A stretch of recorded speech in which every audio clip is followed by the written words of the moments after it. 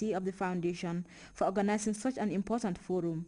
To study law means that you must have an interest in law, naturally, and related areas such as current, these are the people you find really who are interested in law most of the time, those who like current international affairs, history, government and politics, usually the kind of students that are attracted to the legal profession. You even see them at a tender early age, those who like debate, discuss, those who like argue, and generally those who are of a curious mind. These are the people who usually want to study law. Studying law, therefore, means that you must be an avowed reader. Some of the participants narrated the road that led them to their career path. Going to the question, how and what does it require to be who you intend to be? Well, we are all born with potentials, and what we make out of these potentials is our own responsibility. Should we sit at a comfort zone and say, yes, I want to be like Auntie Janet, I want to be like Mr. Juve? No. With the demand for highly skilled and well-trained workforce ever more competitive, emphasis at this particular forum was focused on the need for the school leavers to put in extra work to excel and produce quality results. For Grts News, I am Fatou Jassi. Authorities in the aviation industry from across the continent are meeting in Banjul to devise means of combating the trafficking and transportation of dangerous goods. Babukar Kamara reports on the opening day of proceedings. It is a 4-day international training seminar on aviation safety involving 9 African countries including the Gambia. This workshop was organized in collaboration with the International Civil Aviation Organization. I have 2 representatives here that will be the instructors for the duration of the program. It is intended to create a better understanding of the implications of dangerous goods to our air transport, and we hope that over the next 4 days they will be able to talk to participants about the different requirements for classification and how we can prevent the introduction of these elements into our aviation system.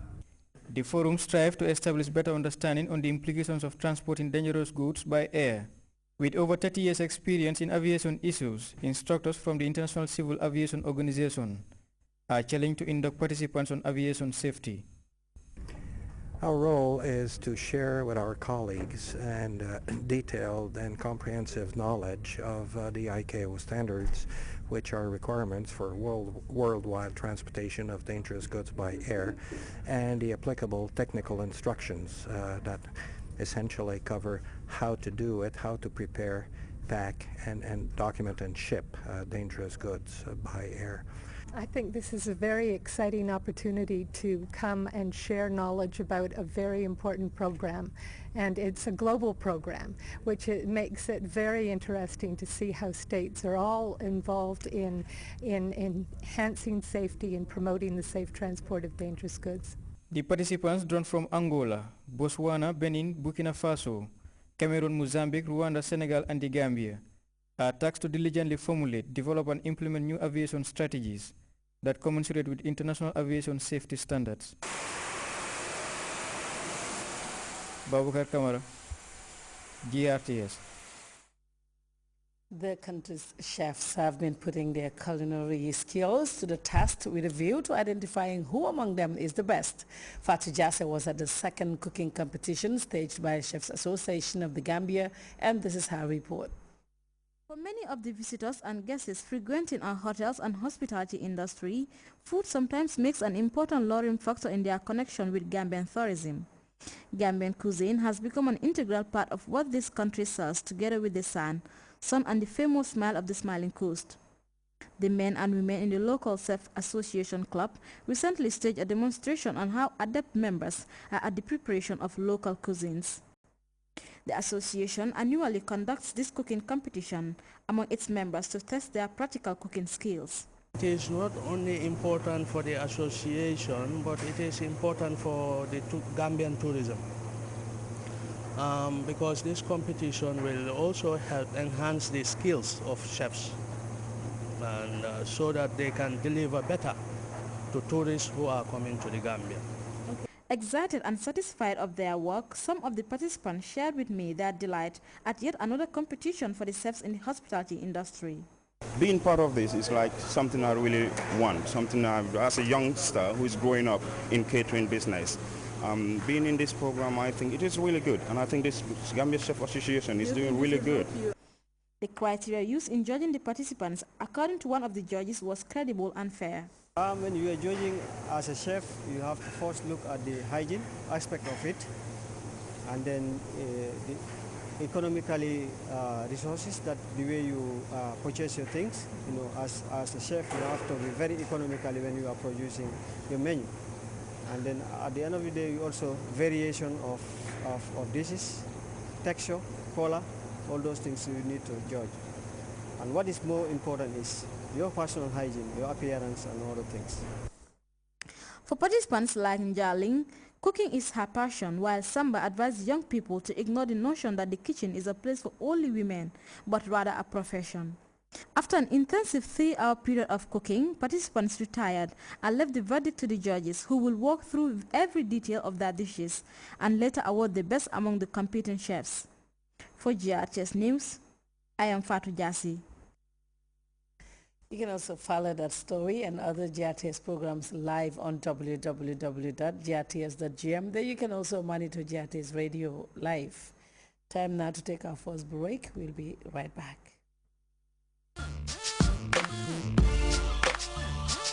Nakala chilan ay register mo way waaye boo xaar ba ci kanam waxtu wi jot na de ñu ci mee soo ma register wu te dañ ma dog de te doo waxati June 15 ku register wu dañ la dog register mo way man de register na man sax register na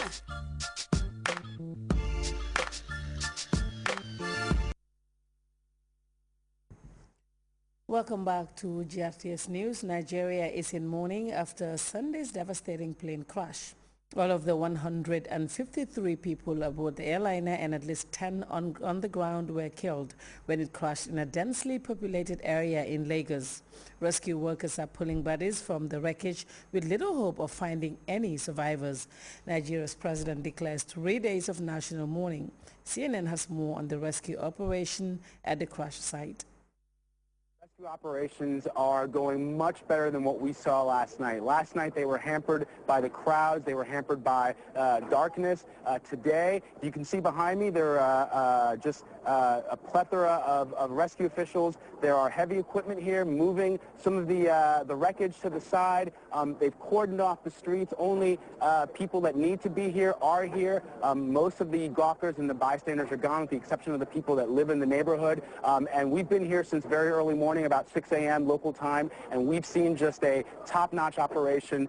These guys have been working really, really hard all day, and so it's a much different scene today than what we saw last night. So we were able to speak with the chief pilot of Dana Air earlier this morning, and he did give us some insights into that flight's final moments. We are just about 11 miles from the runway of Murtala Mohammed International Airport, Lagos' main airport here. And so the plane went down in this heavily densely populated neighborhood. What the pilot told me is that witnesses on the ground said that it looked as if the plane was losing altitude and that the tail of the plane hit first. He also told me that the pilot did send an emergency request or signal to the control tower before the plane went down, and it appeared that it had been losing altitude. That's what we heard from the chief pilot of Dana Air today. We are told that the pilot was an American. We do not have his name right now, and that the flight engineer and the first officer were Indonesian and Indian, respectively. Media reports say Chinese police beat and detained a number of activists on Sunday. The incident reportedly happened in the southeast province of Fujian as demonstrators marked the 23rd anniversary of the end of Tiananmen Square protest. That is when the Chinese government staged a brutal crackdown on pro-democracy demonstrators in Beijing. Washington wants China to release all political prisoners still detained for participation in those protests back in 1989. Despite those calls, many Chinese students are now rushing to be communists, especially among young professionals, because it is a great way to do business. CNN has more. Out Out of the shadow of China's old guard come the new faces of the Communist Party. Yang Hao and her classmates